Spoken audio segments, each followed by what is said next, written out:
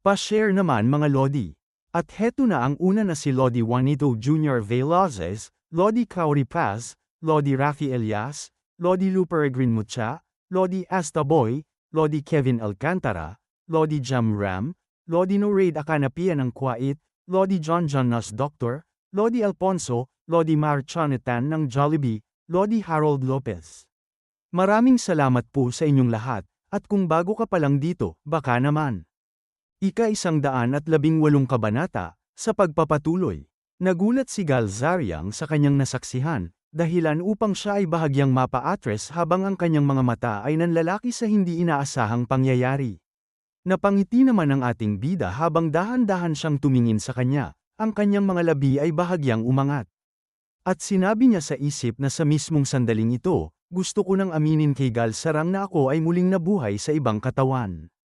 Alam ko namang itatago ni Gal Zariang ang sekreto. Dagdag pa niya na subalit, nakapagdesisyon na akong huwag sabihin. Naniniwala ako na ang paggawa nito ay pagsalungat sa kalooban ng langit. Sinabi pa niya habang nakatingin kay Gal Zariang na kahit pa malaman niya, hindi dapat dahil sa sinabi ko sa kanya. Dapat ay dahil sa ibang dahilan, o isang bagay na kusa niyang mapagtatanto sa sarili niya. At bahagyang napababa ang kanyang tingin na sinabi niya kay Gal Zariang na iisa lang ang naging master namin ni Lord Chon. Nagulat naman si Gal Zariang sa kanyang narinig. Dahilan upang siya ay bahagyang matigilan habang ang kanyang mga mata ay muling nanlaki sa bigat ng isiniwalat, ang kanyang paghinga ay tila naging mabigat at hindi pantay, at ang kanyang isipan ay nagulumihanan sa mga salitang patuloy na umaalingaw sa kanyang pandinig. At pagkatapos, sinabi niya sa ating bida na isang ugnayang mag-aaral at guro kasama si Lord Chon. Magmaster ba kayo ni Lord Chon? Sumagot ang ating bida sa kanya na tama yan. Pero hindi nalaman ng senior brother ko ang tungkol sa pag-iral ko. May nagtatakang sinabi sa kanya ni Gal Zariang na bakit hindi mo agad sinabi sa akin. Kung sinabi mo lang sana. Hindi niya ito naituloy nang sabihin sa kanya ng ating bida na gusto kong makuha ang iyong katapatan gamit lamang ang sarili kong kakayahan bilang si Bayok Raiden. Napasabi naman si Gal Zariang na ganun ba? Napasabi naman ng ating bida habang napababa ang tingin na kahit na ipinamana sa akin ng isang nakakatakot. Nasining ng pakikipaglaban, ang orihinal kong balak ay mamuhay lang ng tahimik. At heto ako ngayon, gumawa pa ako ng gulo at nagpakasama ng sadyain ko. Dagdag pa niya na pero noong narinig ko ang balita tungkol sa pagkamatay ng aking senior brother, at na may isang taong hindi dapat maging lord ang umagaw sa posisyon. Doon ko napagdesisyon ng lumabas at pumasok sa mundo ng Merim. Tinaas niya ang kanyang espada na pinagmamasdan nito na sinabi niya na ang dahilan kung bakit umugang ang Azure King Sword ay malamang dahil ang martial art ko ay kapareho ng sa aking senior brother. Masayang napasabi naman si Gal Zariang na ganoon pala. Sinabi pa sa kanya ng ating bida na bahagyang yumuko na inilagay ang kamay sa dibdib na pasensya na kung huli ko nang nasabi sa iyo ang totoo. Taos puso akong humihingi ng paumanhin. Bigla naman nahiya si Gal Zariang nang gawin niya yun at napasabi siya na nananginginig na boses na huwag kayong humingi ng paumanhin. At iniyuko ni Gal Zariang ang kanyang ulo habang marahan niyang sinabi sa kanya, sa tinig na may halong paggalang at bahagyang emosyon. Nasadyang masaya lamang ako na sa wakas ay sinabi mo rin ito ngayon. At pagkatapos ay marahan niyang hinawakan ang balikat ni Gal Zariang. At tinitigin niya ito ng matagal at walang pag-aalinlangan, ang kanyang mga mata ay naglalaman ng lalim ng damdamin at matatag na paninindigan, na parabang sa bawat segundo ng kanyang pagtitig ay unti-unti niyang ipinapahayag ang mga salitang hindi na kailangang bigkasan. At ilang sandali pa ay marahang ngumiti ang ating bida sa kanya. Ang kanyang mga labi ay dahan-daang umangat na tila nagdadala ng kakaibang init at katahimikan sa gitna ng mabigat na sandali. At masayang sinabi sa kanya ni Gal Zariang na sa isip-isip ko, makikita ko pa palang muli ang ikalimang anyo ng soul-chasing Azure Sword Technique. Sa wakas, mapapalagay na ang loob ko. Napahawak naman sa baba ang ating bida at napasabi habang nakapikit na ibig bang sabihin niyan ay balisa ka. Hanggang ngayon, mariin na napapikit si Gal Zariang at sinabi niya na sa totoo lang, oo. Kaya nga mas pinag-igihan ko ang pagsasanay sa mga formation. Sa tingin ko, pwede ko na munang itigil ang lahat ng yun ngayon. Napatawa naman ang ating bida, isang mahinang tawa na hindi nangungutya kundi tila may halong pag-aliw at pagkaunawa. At sinabi niya sa kanyang isip habang makikita silang nakatalikod na nakaramdam ako ng sumama ang loob ko, dahil hindi ko agad na ipagtapat na ako si Chon Ha-jin. Pero naniniwala ako na maiintindihan niya rin kung sakaling mabunyag man ito sa hinaharap. Dagdag pa niya sa isip habang naiisip ang mga ito na noong una akong muling isilang bilang si Bayok Raiden. Tuwang-tuwa lang ako noon na magkaroon muli ng batang katawan. Pero ngayon, ang nagpapasaya sa akin ng husto ay ang mga ugnayang ito, at ang maramdaman na ang mga ugnayang ito ay lalong nagiging matatag. Binulong pa niya sa kanyang isip na kahit na hindi ako ang pinakamalakas sa buong mundo, o ang maging Alliance Lord, mas masaya ako ngayon kaysa noong dati, na makikita sila na nakatingin sa malayo habang siya ay nakangiti. At lumipat ang eksena sa tavern na ito. Makikita silang dalawa sa loob nito na umiinom ang ating bida na sinabi ni Galzariang na ang uminom sa gitna ng tirik na araw, sa totoo lang, napakatagal na noong huli itong mangyari. Sumagot naman siya na ganoon din ang nararamdaman ko. Nagulat naman siya nang may marinig na boses sa gilid na sinasabi na ang magkita tayong muli. Ito ay tiyak na tadhana. Ito pala ay si Yongjong at si number 7. Masayang sinabi pa ni Yongjong habang lumapit sa kanya na hindi dapat hinahayaan lang na lumipas ang isang mahalagang ugnayan. Tumingin ito kay Galzariang at sinabi pa na hindi ba't sang-ayon ka? Tahimik lang si Galzariang. Habang nakatingin naman sa kanya ang gating bida sinabi niya sa isip na gaya ng dati, napakatalas talaga ni Im Yongjong, alam niya na ang pagsama sa amin ay nakadepende kay Galzariang. At pagkatapos, masayang tumugon si Galzariang na laging bukas ang pinto ko, na makisalo sa mesa sa mga naggagandahang binibini na tulad ninyo. Napasabi naman ang ating bida sa kanyang isip habang iinom na mukhang nasa napakagandang mood si Galzariang ngayon. Na sinabi pa ni Galzariang na halika, maupo kayo. At muling makikita ang labas ng tavern. Nakatingin si Yongjon kay Galzariang na sinabi nito na ang Grand Strategist ng Martial Alliance, isang karangalan na makaharap kayo ng personal. Nakapikit na sumagot si Galzariang na isa itong posisyon na kailangan ko nang iwanan sa sandaling hirangin na ang bagong lord sa loob ng ilang araw. Nakapikit na sinabi sa kanya ni Yongjong na swerte pala kung ganoon, nakaharap kita bago ka man lang bumaba sa pwesto. Tumawa naman si Galzariang at sinabi niya na ganoon ba? Habang makikita sila sa iisang lamesa sinabi ng ating bida sa kanyang isip na agad na napansin ni Galzariang ang atmosfera ng pagkikita na ito. Ramdam niya na ang mga babaeng ito ay interesado sa akin. At makikitang panandaliang natahimik ang kanilang mesa, habang bakas pa rin ang bahagyang saya sa mukha ni Yongjong, na tila aliw na aliw sa sandaling yon, habang si Galzariang ay tahimik na umiinom ng alak na parabang sinusubukang pakalmayan ang sariling iniisip, at sa kabilang dulo naman ay nakangiti ang ating bida habang dahan-daang umiinom din, tila may konting gaan sa kanyang kilos, samantalang si number 7 ay nananatiling tahimik lamang gaya ng dati, nakamasid at walang imik. Ngunit ramdam ang presensya na parang hindi nawawala sa kabuuan ng kanilang mesa. At muling nagsalita si Yongjong na sinabi niya na pakiusap, alagaan mong mabuti ang aming strategist na si Bayok.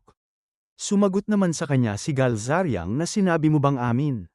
Napatingin sila kay Yongjong nang sabihin pa nito na kapwa kami ng kapatid ko rito ay may malalim na respeto kay Strategist Bayok.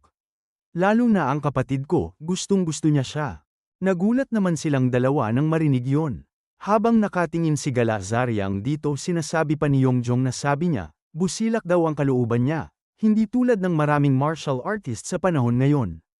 Ang taong busilak ang kalooban ang kanyang ideal type, alam mo ba? Napatingin naman ang ating bida kay number 7, na sa kabila ng kanyang karaniwang pagiging tahimik ay kapansin-pansing may bahagyang pamumula sa mukha, tila hindi maipaliwanag kung ito ba'y dahil sa alak o sa mga salitang narinig kanina.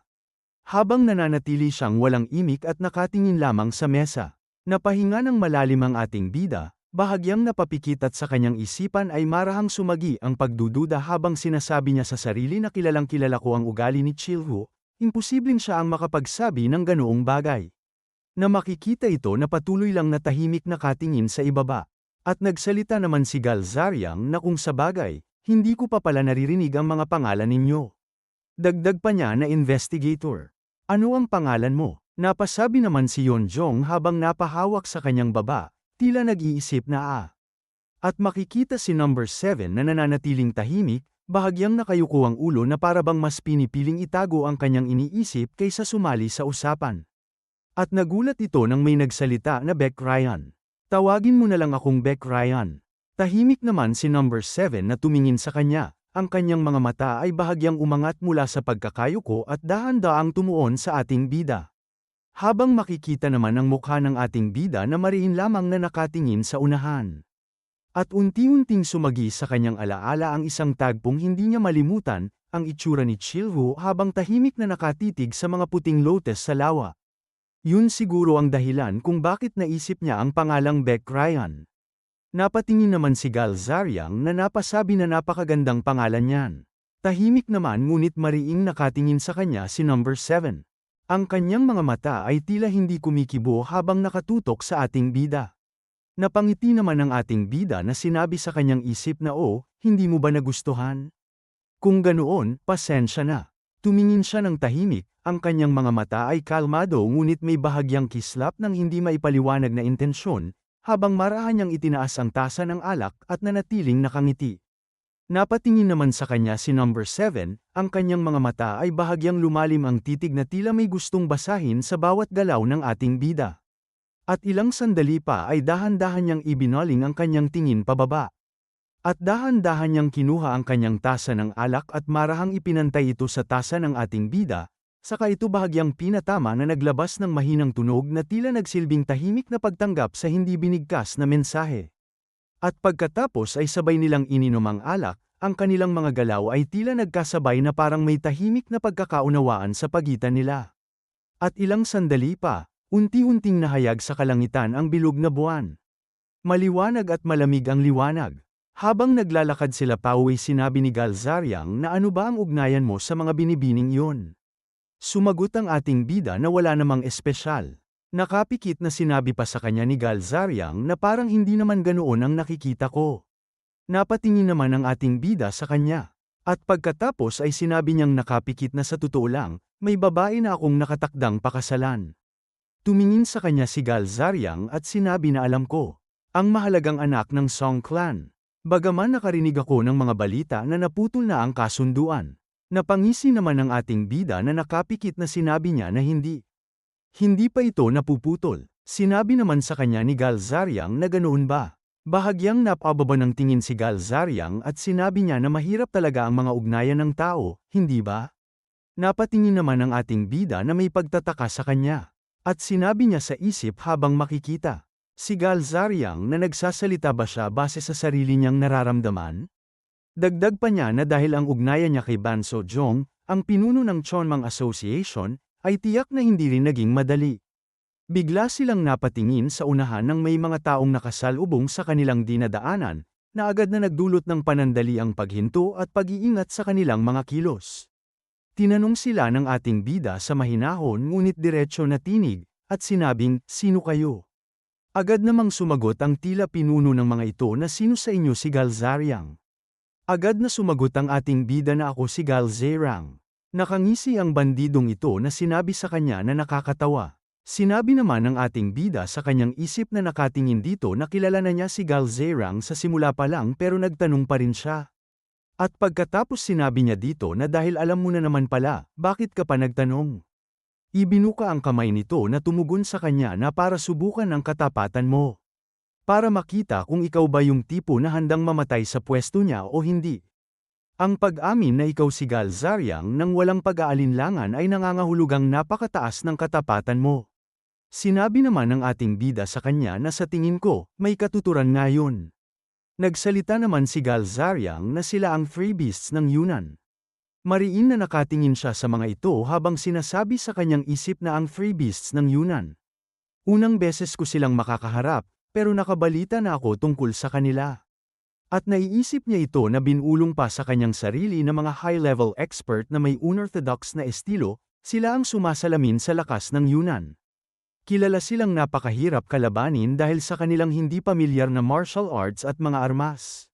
Napangiti ang ating bida sa kanila at sinabi niya kay Gal Zaryang na huwag kang gagawa ng kahit isang hakbang mula sa kinatatayuan mo, baka mas maging komportable ka kung tatayo ka na lang dyan nang nakapikit ang mga mata.